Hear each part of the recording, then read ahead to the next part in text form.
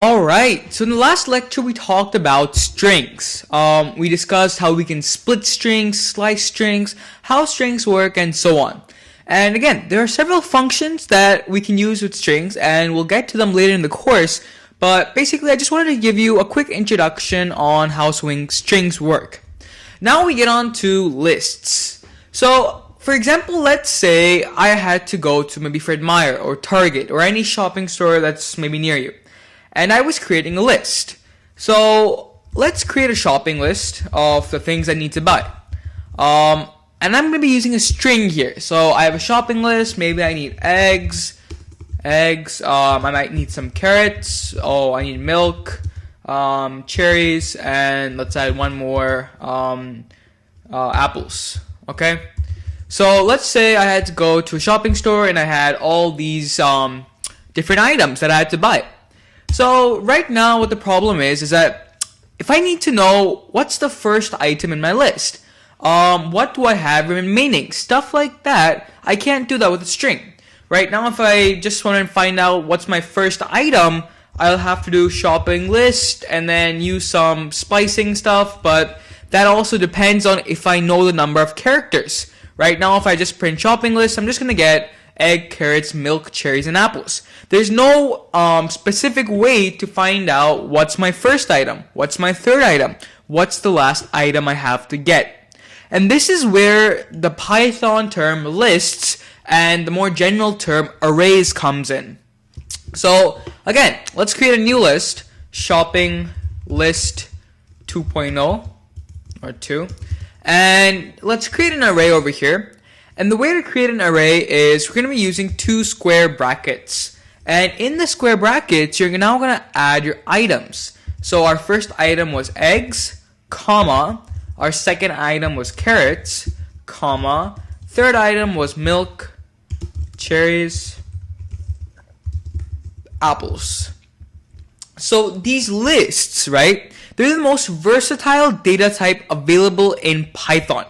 All the items, the items in a list can be of any data type, strings, numbers, etc., etc., but they can be. So this is our shopping list in which we've used an array.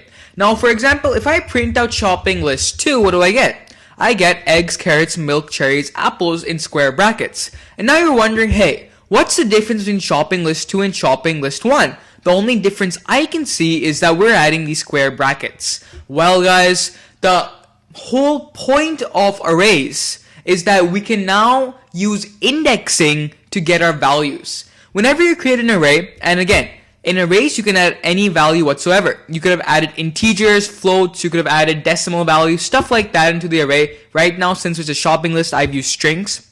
But the whole point of arrays is they've given each value an index number. So I'm at the grocery store and I've checked marked eggs, but I'm not sure what is my next item in my list. So what we can do now is if we do shopping list 2 and then in square brackets right next to it 2, we get milk.